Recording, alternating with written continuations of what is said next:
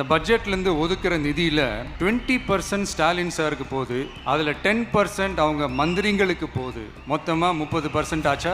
இப்படியாப்பட்ட ஒரு மெயின் குற்றச்சாட்டை இப்போ அவர் வச்சிருக்கிறாரு திமுக மேல. இது விஜயோட அகங்காரத்தை காட்டுது, திமுக மேல உள்ள விஜயோட வெறுப்பை காட்டுது. அதையெல்லாம் விட திரு முத்துவேல் கருணாநிதி ஸ்டாலின் அவர்கள் விஜயோட தூக்கத்தை கெடுத்துட்டாருங்கிறத காட்டுது. 4.39 லட்சம் கோடியில் 30% ஸ்டாலின் டாக்ஸ்ன்னு சொன்னா விஜயோட வாய் அழுவிதான் போகும். இந்த பட்ஜெட்லேருந்து ஒதுக்குற நிதியில் 20% ஸ்டாலின் சாருக்கு போகுது, அதில் 10% அவங்க மந்திரிங்களுக்கு போகுது, மொத்தமாக 30% ஆச்சா? இல்ல அவர் அதுக்கு சொல்றாரு. ஏன்னா நான் என்ன சொல்றேன், விழுறதுனால இல்ல நான் என்ன சொல்றேன், மக்களுக்கு இல்ல இத 100% போய் சேரல, இல்லாட்டி அவங்க வாழ்வாதாரம் மேம்படுத்தும். இதை நீ எந்த துறையில என்னங்கிறத ஆதாரத்தோட சொல்லணும். ஆதாரம் இல்லாமல் வாய்க்கு வந்தபடி பேசுறது விஜய்க்கு வாடிக்கை. இன்னும் ஒரு மணி நேரம் கழிச்சு விஜய்கிட்ட போய் இந்த மகளிர் கூட்டத்தில் பேசினீ என்ன பேசினேன்னு கேட்டா தெரியாது. அப்புறம் ரீசெண்டாக இருக்கிற நிறைய பிரச்சனைகள்ல அதுக்கு போராடி ஹர்ட் ஆகிறதெல்லாம் நான் பார்க்குறேன், அதெல்லாம் நான் பார்த்துக்கிறேன். இப்போ ஆக்சுவலா ஒவ்வொருத்தருக்கும் ஒரு தனிப்பட்ட பிரச்சனைன்னு ஒன்று இருக்கு.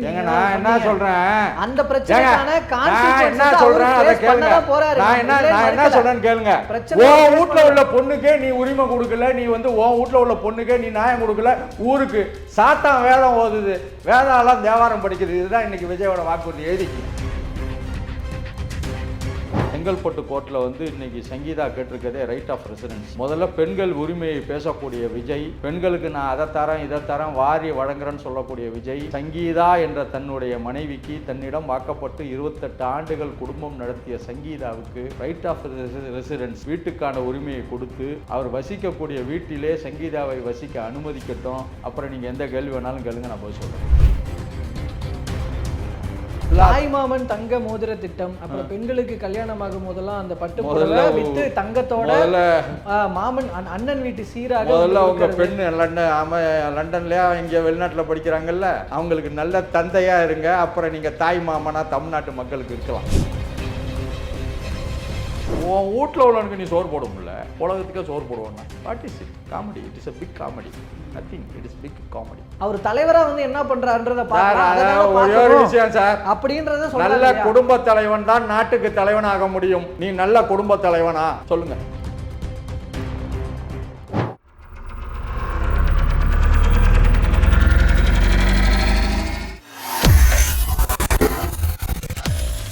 வேலை வேண்டுமா?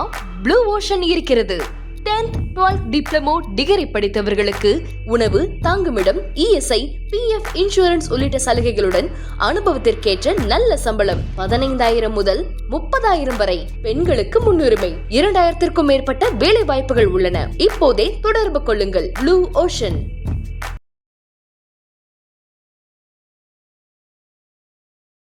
ஐத்தமிழ் நேயர்கள் அனைவருக்கும் அன்பு வணக்கம். இன்றைய சிறப்பு நேர்காணலில் நம்மோடு இணைந்திருப்பவர் திராவிட சிந்தனையாளர் திரு ராமசெய்யோன் அவர்கள். அவரிடம் நடப்பு அரசியல் குறித்து பல்வேறு விஷயங்கள் பேசியிருக்கிறோம், பேசலாம். வணக்கம் சார். சார், இப்போது இன்னைக்கு விஜய் அவர்கள் அவங்க தாவேகா கட்சி சார்பில் மகளிர் தின விழாவுக்கான ஒரு சிறப்பு கூட்டம் நடத்தியிருக்கிறாங்க. அதில் மகளிருக்கான நிறைய வாக்குறுதிகளை கொடுத்துருக்கிறார். அந்த வாக்குறுதிகள் ஒவ்வொன்றா நம்ம பார்ப்போம். பட் அதனுடைய இறுதியில் வச்சு அந்த மெயின் குற்றச்சாட்டிலேருந்து நான் ஆரம்பிக்கிறேன். பொதுவாக பட்ஜெட்டுக்கான அமௌண்ட்டுன்றதை ஒதுக்குறாங்க. அப்படி ஒதுக்குற அமௌண்ட்டில் 30% ஸ்டாலின் சார் அவர்களுக்கும் அவரோடு சேர்ந்தவர்களுக்கும் போகிறது. 20% அதில் ஸ்டாலின் சார் அவருக்கும் அந்த ஃபேமிலிக்கு போகுது அப்படின்றாரு. இப்படியாப்பட்ட ஒரு மெயின் குற்றச்சாட்டை இப்போ அவர் வச்சிருக்கிறாரு திமுக மேலே. இது விஜயோட அகங்காரத்தை காட்டுது, திமுக மேலே உள்ள விஜயோட வெறுப்பை காட்டுது. அதையெல்லாம் விட திரு முத்துவேல் கருணாநிதி ஸ்டாலின் அவர்கள் விஜயோட தூக்கத்தை கெடுத்துட்டாருங்கிறத காட்டுது. 4.39 லட்சம் கோடியில் 30% ஸ்டாலின் டாக்ஸ்ன்னு சொன்னால் விஜயோட வாய் அழுவிதான் போகும். ஏன்னா இது ஒரு அபாண்டமான குற்றச்சாட்டு, அடிப்படை ஆதாரம் இல்லாத குற்றச்சாட்டு. இந்த மாதிரி 30% எடுக்க வேண்டிய அவசியம்லாம் திரு முத்துவேல் கருணாநிதி ஸ்டாலினுக்கோ திமுகவுக்கோ தேவையில்லை. தேவையில்லாமல் நீ நேரடியாக களத்தில் நின்று உன் கொள்கைகளை சொல்லி நீ என்ன செய்ய போகிறன்னு சொல்லி ஜெயிக்கணுமே ஒழிஞ்சு ஆட்சியில் இருப்பவர்கள் மீது அபாண்டமாக குற்றச்சாட்டுகளை கூறி புழுதி வாரி தூற்றக்கூடாது. இல்லை அவர் அதுக்கு சொல்றாரு. ஏன்னா நான் என்ன சொல்றேன், விழுறதுனால இல்ல நான் என்ன சொல்றேன், மக்களுக்கு இல்ல இதை 100% போய் சேரல, இல்லாட்டி அவங்க வாழ்வாதாரம் மேம்படுத்தும். இதை நீ எந்த துறையில என்னங்கிறத ஆதாரத்தோட சொல்லணும். ஆதாரம் இல்லாமல் வாய்க்கு வந்தபடி பேசுறது விஜய்க்கு வாடிக்கை. இன்னும் ஒரு மணி நேரம் கழிச்சு விஜய்கிட்ட போய் நீ இந்த மகளிர் கூட்டத்தில் பேசினீ என்ன பேசினேன்னு கேட்டால் தெரியாது. எவனோ ஒருத்தன் எழுதி கொடுக்குறான், எவனோ ஒருத்தன் படிக்கிறான். அதுதான் விஜய்க்கு என்ன பேசணும்னு சத்தியமாக தெரியாது. இப்போ நீங்கள் விஜயை போய் என்னப்பா நீ இந்த மாதிரி மகளிர் மாநாட்டில் கலந்துக்கிட்டே இந்த மாதிரி ஸ்டாலின் டாக்ஸ்ன்னு சொன்னி என்னன்னு கேட்டால் தெரியாது. எவனோ எழுதி கொடுப்பதை படித்து விட்டு உளரக்கூடிய விஜய்க்கு நாங்கள் பதில் சொல்ல வேண்டிய அவசியம் இல்லை. அந்த மாதிரி 30% எடுக்க வேண்டிய அவசியம் இல்லை. அடிப்படை ஆதாரம் இல்லாத குற்றச்சாட்டு. பொது வாழ்க்கையில் அப்பழுக்கற்று ஒருவர் வாழும் பொழுது அவர் மீது புழுதி வாரி தூற்றுவது தமிழ்நாட்டில் இயற்கை. இதுக்கெல்லாம் திமுக அஞ்ச போவது இல்லை, பின்வாங்க போவதும் இல்லை. இல்லை, வாக்குறுதிகள் கொடுக்கறத யாரோ எழுதி கொடுக்கறத தெரியாம அவர் படிக்கிறாருன்னு சொல்ல முடியாது இல்லைங்க சார். இப்போ முதல்வர் கூட வாக்குறுதி கொடுக்குறாரு, முதல்வராக உட்காந்து டைப் பண்றாரு, எழுதுறாரு. முதல்வரோட அனுபவம் சொல்லுவாங்க, முதல்வரோட அனுபவம் வாக்குறுதிகளா சொல்றாங்க. முதல்வர்கிட்ட நேற்று என்ன சொன்னீங்கன்னு கேட்டா இன்னைக்கு சொல்லுவாரு, போன வருஷம் என்ன சொன்னீங்கன்னு கேட்டா சொல்லுவாரு. விஜய்க்கு ஒரு மணி நேரத்துக்கு முன்னாடி என்ன சொன்னீங்கன்னு கேட்டா சொல்ல தெரியாது. ஏன்னு நான் அதை விளக்கம் பப்ளிக்காக சொல்ல விரும்பல. இப்போ பப்ளிக்காக சொன்னால் விஜய் அசிங்கப்படுவார், சொல்ல விரும்பல. நான் விஜய்க்கு என்ன பேசணும்னு தெரியாது, யார் எழுதி கொடுத்தாங்கன்னு தெரியாது. அவர் ஒரு சுய நினைவில் இல்லாத ஒரு ஆள். அவருக்கெல்லாம் பதில் சொல்ல வேண்டிய அவசியம் எனக்கு இல்லை. சரி, அவர் கொடுத்த வாக்குறுதிகளுக்கு வரும். அதில் 2500 ரூபாய் ஒன்று சொல்கிறாங்க. முதல்ல நீங்கள் கேட்குறத சொல்கிறேன். இந்தியாவில் ஒரு சட்டம் இருக்குது, protection of women from domestic violence act. குடும்ப வன்முறையிலிருந்து பெண்களை காக்கக்கூடிய சட்டம் 2005. இதில் ரைட் ஆஃப் ரெசிடென்ஸ்னு ஒன்று இருக்குது. வீட்டுக்கான உரிமை யாருக்குன்னா மனைவிக்கு இருக்குது. வீட்டுக்கான உரிமை மனைவிக்கு சட்டத்தில் கொடுக்கப்பட்டிருக்கிறது. ஒரு கணவன் தன்னுடைய மனைவியை தன்னுடைய வீட்டில் இருக்க விடாமல் துரத்தினால் அந்த ரைட் ஆஃப் ரெசிடென்ஸில் ஆர்டர் போடலாம். செங்கல்பட்டு கோர்ட்டில் இன்றைக்கி சங்கீதா கேட்டிருக்கதே ரைட் ஆஃப் ரெசிடென்ஸ். முதல்ல பெண்கள் உரிமையை பேசக்கூடிய விஜய், பெண்களுக்கு நான் அதை தரேன் இதை தரேன் வாரி வழங்குறேன்னு சொல்லக்கூடிய விஜய், சங்கீதா என்ற தன்னுடைய மனைவிக்கு தன்னிடம் வாக்கப்பட்டு 28 ஆண்டுகள் குடும்பம் நடத்திய சங்கீதாவுக்கு ரைட் ஆஃப் ரெசிடென்ஸ் வீட்டுக்கான உரிமையை கொடுத்து அவர் வசிக்கக்கூடிய வீட்டிலே சங்கீதாவை வசிக்க அனுமதிக்கட்டும். அப்புறம் நீங்கள் எந்த கேள்வி வேணாலும் கேளுங்க, நான் பதில் சொல்கிறேன். சரி, இப்போ ஆக்சுவலாக ஒவ்வொருத்தருக்கும் ஒரு தனிப்பட்ட பிரச்சனைன்னு ஒன்று இருக்கு. நான் என்ன சொல்கிறேன், அந்த பிரச்சனைக்கான என்ன சொல்கிறேன் அதை கேளுங்க. நான் என்ன சொல்கிறேன்னு கேளுங்க. உன் வீட்டில் உள்ள பொண்ணுக்கே நீ உரிமை கொடுக்கல, நீ உன் வீட்டில் உள்ள பொண்ணுக்கே நீ நியாயம் கொடுக்கல. ஊருக்கு சாத்தான் வேதம் ஓதுது, வேதாலாம் தேவாரம் படிக்குது. இதுதான் இன்னைக்கு விஜயோட வாக்குறுதி. எழுதிக்கிங்க. சாத்தான் வேதம் படித்தா எப்படி இருக்கும், வேதாளம் தேவாரம் பாடினா எப்படி இருக்கும், அந்த கதை தான் இன்றைக்கி விஜயோட பெண்கள் வாக்குரிமைகள். தன்னுடைய வீட்டில் உள்ள மனைவிக்கும் தன்னுடைய மகளுக்கும் தன்னுடைய தாய்க்கும் நீதியை வழங்காத விஜய் ஊருக்கு நீதி வழங்குவார் என்றால் நீங்களே முடிவு பண்ணீங்க. ஆனால் மக்கள் இந்த பிரச்சனையை பார்க்க தான் செய்கிறாங்க, இல்லைன்னு நான் மறுக்கல. அதே நேரம் அவங்களுக்கான வாக்குறுதிகளை தானே அவங்க கன்சிடர் பண்ண. நீங்க கொடுப்பாரு உன் வீட்டுல உள்ளவனுக்கே நீ சோறு போடல, ஊருக்கு சோறு போடுவோன்னு சொன்னா என்ன நியாயங்க? அதுக்கு பதில் சொல்லுங்க. உங்க வீட்டுல ஒருத்தர் இருக்காரு, அவரை நீங்க பட்டினி போட்டிருக்கீங்க, ஊருக்கு நான் அன்னதானம் பண்ணுவேன்னு சொன்னா என்ன அர்த்தம் சொல்லுங்க? விஜயோட வாக்குறுதி இப்படிதான். உன்னுடைய மனைவிக்கே நீ நீதி கொடுக்கல, உன்னுடைய மனைவியே நீதிமன்ற படிக்கட்டுகளில் ஏறி நீதி கேட்டு நீதிமன்றத்தை கதவை தட்டிக்கிட்டு இருக்காரு. நீ ஊருக்கு பெண்களுக்கு நான் பாதுகாப்பு கொடுப்பேன்னா என்ன அர்த்தம்? முதல்ல உன் வீட்டில் பசிக்கிறவனுக்கு சோறு போடு, அப்புறம் ஊருக்கு அன்னதானம் போடு. இல்லை, இந்த பதிலை நம்ம வச்சிருவோம். பட் இருந்தாலும் அந்த திட்டங்களை நான் தான் சொல்றேன், உன் வீட்டில் உள்ளவனுக்கே நீ சோறு போட வக்கு இல்லை, நீ ஊருக்கு சோறு போடுவான்னா எவங்க நம்புவான்? யார் நம்புவா சொல்லுங்க? அதனால அதெல்லாம் கேட்டுட்டு என் நேரத்தை வீணாக்காதீங்க.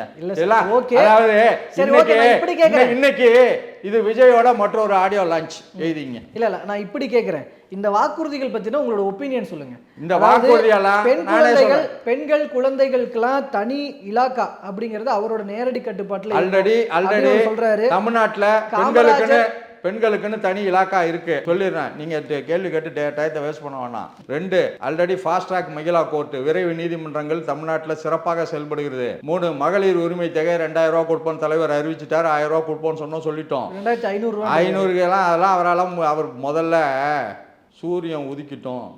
ஒரு பழமொழி சொல்லுவாங்க.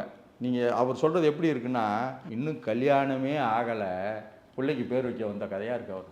அதனால் இந்த 2500 இதெல்லாம் அவர் முதல்ல அவர் சட்டமன்ற உறுப்பினராக ஜெயிச்சு வரட்டுங்க, அப்புறம் அவர் ஆட்சி அமைக்கிறத பற்றியெல்லாம் பேசலாம். நான் தான் சொல்கிறேன்ல, உன் வீட்டில் ஒருத்தன் பசியாக இருக்கான், அவனுக்கு நீ சோறு போட முடியல, ஊருக்கே நான் விருந்து வைப்பேன்னா என்ன கதை? இதுக்கு மேலே என்ன விளக்கம் சொல்லணும் சொல்லுங்கள், புரியலையா? இல்லை நீங்கள் படிப்படியாக You are unable to feed one of your family member. How can you feed the entire house? How can you feed the entire country? How can you feed the entire state? சொல்லுங்க. நீ எல்லாம் இன்னும் எல்லா தாய்மாமன் தங்க மோதிர திட்டம், அப்புறம் பெண்களுக்கு கல்யாணம் ஆகும் போதெல்லாம் அந்த பட்டு புடவை வித்து தங்கத்தோட மாமன் அண்ணன் வீட்டு சீராக முதல்ல உங்க பெண் லண்டன்லயா இங்கே வெளிநாட்டில் படிக்கிறாங்கல்ல, அவங்களுக்கு நல்ல தந்தையா இருங்க, அப்புறம் நீங்க தாய் மாமனா தமிழ்நாட்டு மக்களுக்கு இருக்கலாம். ஏங்க நீங்க சாத்தான் வேதம் போதுகிறது, வேதாளம் தாகாரம் பாடுது, இதுதாங்க சார். இருந்தாலும் ஒரு என்னங்க இருந்தாலும் ஒரு ப்ரொவிசோ போட்டுக்கிட்டீங்க. இல்ல பெண்கள் நான் கேக்குறது நீங்க சொல்ற விஜய்தானா இந்த பிரச்சனையால பலர் வந்து பாதிக்கப்பட்டு நான் இப்ப நீங்க என்ன கேள்வி கேட்டீங்கல்ல, நீங்க என்ன கேள்வி கேட்டீங்கல்ல, நான் உங்களை ஒரே ஒரு கேள்வி கேட்கிறேன். Charity begins at home. ஒருவன் தன்னுடைய வாழ்க்கையை வீட்டிலிருந்து தொடங்குகிறான். வீட்டில் உள்ளவனுக்கே நல்லது செய்யாத நீ ஊருக்கே நல்லது செய்கிறேன்னு சொன்னால் நம்புவீங்களா? நம்புவேன்னு சொன்னீங்கன்னா நான் பதில் சொல்கிறேன். வீட்டில் உள்ள உன்னுடைய குடும்ப உறுப்பினர்களுக்கே நல்லது செய்யாத நீ ஊருக்கே நல்லது செய்வேன் என்று சொன்னால் நீங்கள் நம்புவீர்களா?